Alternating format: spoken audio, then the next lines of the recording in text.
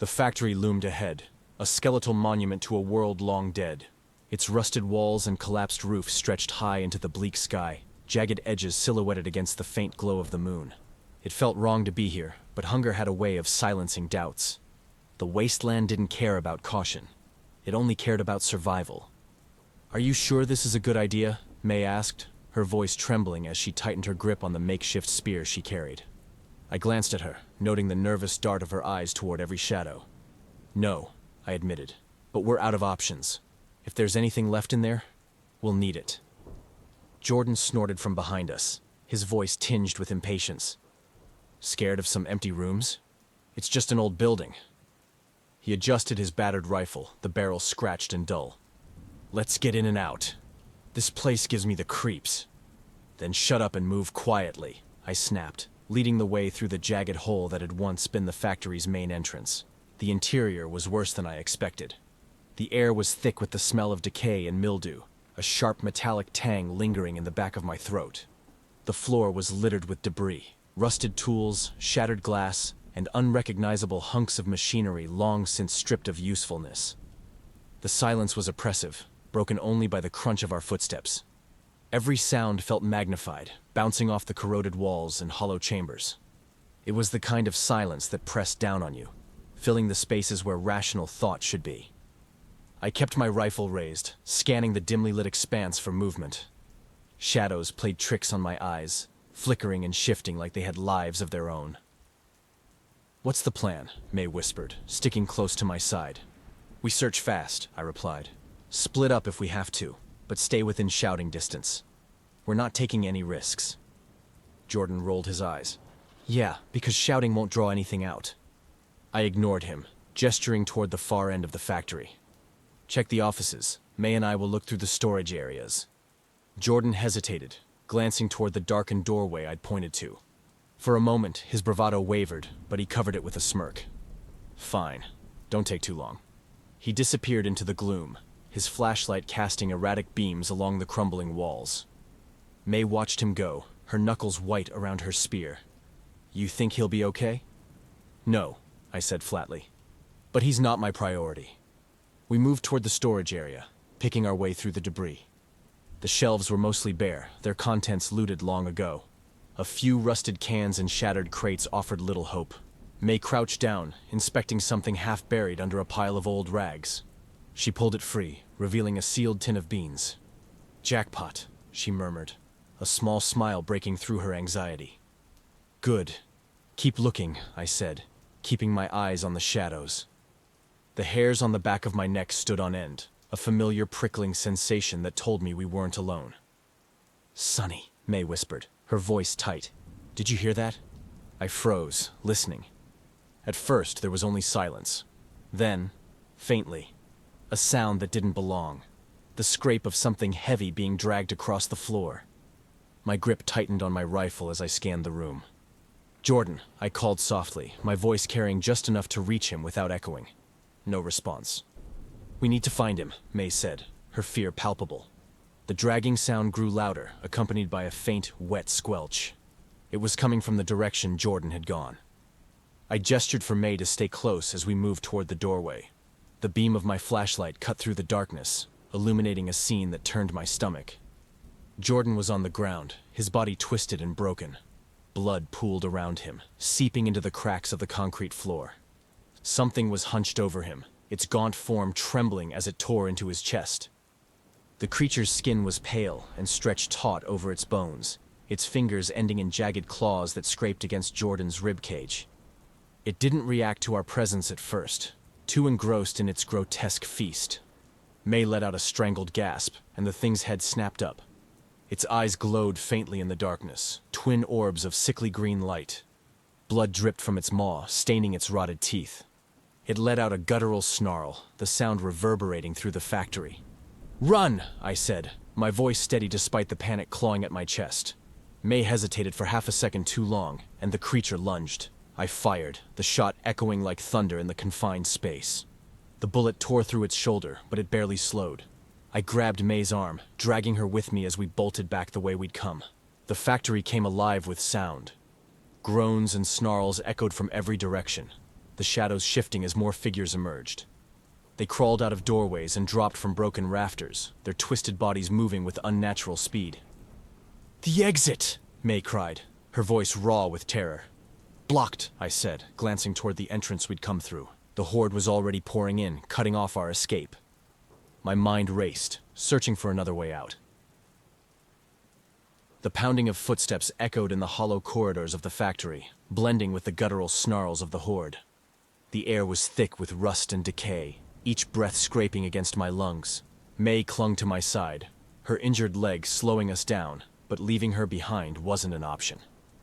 "Keep moving," I barked, shoving her forward as the screeches of the undead grew louder behind us. The dim glow of my flashlight barely cut through the darkness, revealing only fleeting glimpses of twisted metal and debris-strewn floors. Shadows flickered, alive with movement as the Horde closed in. I didn't dare look back. The sound of their claws scraping against the walls was enough to fuel my terror. We stumbled into a large chamber, its ceiling partially collapsed, moonlight spilling through jagged cracks. The remnants of old machinery loomed like skeletal giants, their gears and levers coated in rust.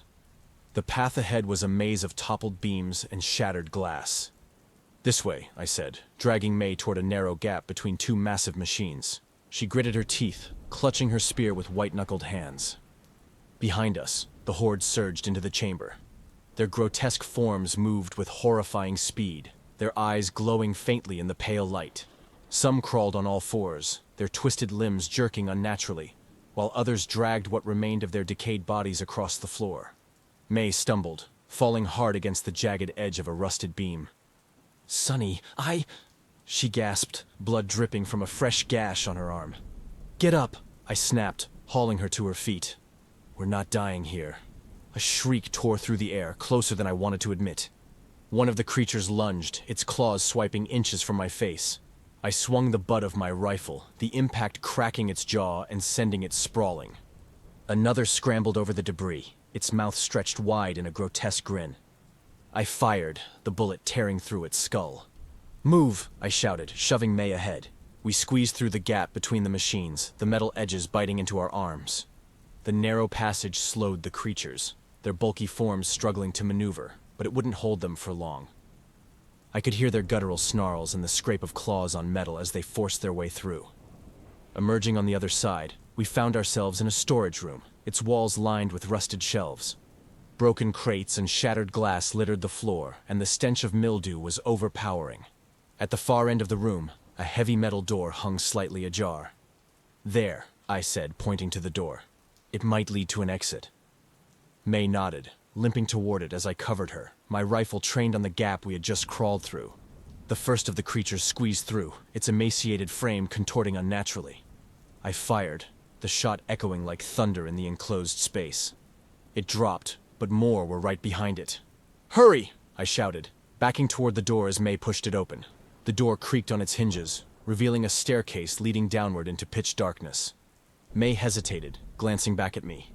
"Go!" I urged, firing another shot. The creatures were pouring into the room now, their grotesque forms illuminated by the sporadic beam of my flashlight. Mae disappeared down the stairs, and I followed, slamming the door shut behind us. The sound of the Horde's claws raking against the metal was deafening, their snarls vibrating through the air. The stairs spiraled downward, the damp, crumbling concrete slick beneath our feet. The air grew colder, heavier with the scent of rot. Mae's breathing was ragged, each step a struggle as she clung to the railing. "Do you even know where this leads?" she asked, her voice trembling. "Away from them," I said, my grip tightening on my rifle. "That's all that matters." The staircase ended abruptly, spilling us into a cavernous sublevel. The walls were lined with rusted pipes, their surfaces slick with moisture. Pools of stagnant water reflected the faint glow of my flashlight, casting eerie ripples across the ceiling. The sound of the Horde above was muffled now, but it wouldn't take them long to find another way down. "We need to keep moving," I said, scanning the room for another exit. Mae pointed to a tunnel at the far end, its entrance partially collapsed but still passable. "There. It has to lead somewhere." I nodded, helping her toward it as the faint echoes of the Horde grew louder. The tunnel seemed endless, a suffocating corridor of dripping water and echoing groans. Each step felt like wading through quicksand, the weight of exhaustion pulling at Mae and me. My flashlight flickered, casting uneven beams against the slime-covered walls. Behind us, the guttural growls of the Horde crept closer. "Keep moving," I urged, gripping Mae's arm as her steps faltered. Her leg was a mess, the gash on her calf leaving a trail of blood that glistened in the faint light. "We're almost there." "Where?" she rasped, her voice barely a whisper. "Where does this even lead?" I didn't have an answer, but I couldn't stop. Stopping meant death. The tunnel opened into a massive chamber, the ceiling lost in shadow.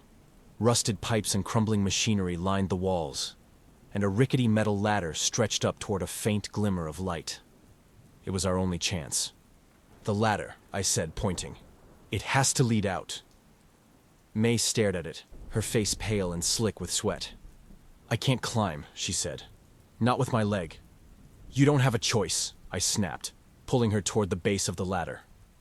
The sounds of the Horde were growing louder, the metallic scrape of claws against the tunnel walls sending shivers down my spine. I slung my rifle over my shoulder and helped Mae onto the first rung. She winced, her hands trembling as she gripped the rusted metal. "Go," I said, placing myself between her and the darkness. "I'll cover you." The first of the creatures burst into the chamber, its glowing eyes locking onto us. I fired, the shot echoing like thunder. The creature dropped, but more spilled in behind it, their snarls filling the air. "Climb!" I shouted, unloading round after round into the oncoming Horde. Each shot was a desperate attempt to buy Mae a few more seconds. Blood sprayed across the floor, the stench of decay and gunpowder overwhelming. Mae was halfway up the ladder when my rifle clicked empty. "Damn it!" I muttered, dropping it and pulling my knife. The closest creature lunged, its claws slashing through the air. I sidestepped, driving the blade into its neck. It collapsed, twitching, but another was already behind it. "Sunny!" Mae screamed from above. I looked up to see her nearing the top, the faint glow of moonlight illuminating her face. "Keep going!" I yelled, slashing at another creature. My arms burned, each movement slower than the last. The Horde was relentless, their numbers endless. I glanced back at the ladder, realizing I wouldn't make it if I waited any longer. "Sorry," I muttered to the next zombie, kicking it back into the swarm. I turned and scrambled up the ladder, my fingers slipping on the slick metal. The creatures clawed at the base, their snarls vibrating through the structure. I climbed faster, ignoring the pain in my hands and the ache in my legs. Mae reached the top and pulled herself onto the surface, turning to reach for me. "Come on!" she shouted, her voice hoarse. I grabbed her outstretched hand, and together we collapsed onto the roof of the factory. The air was cold and sharp, the open sky a shocking contrast to the suffocating tunnels below. The Horde's snarls echoed from the chamber beneath us, but for now, we were safe. I sat up, my chest heaving, and scanned the rooftop. It was barren except for a rusted vent and patches of moss clinging to the edges. The factory stretched below us, a sea of decay and shadows. Mae leaned against the vent, clutching her injured leg. "We made it," she said, her voice laced with disbelief. "Barely," I replied, pulling the piece of chalk from my pocket. I crawled to the edge of the roof, the sounds of the Horde still loud in my ears, and etched into the rusted metal.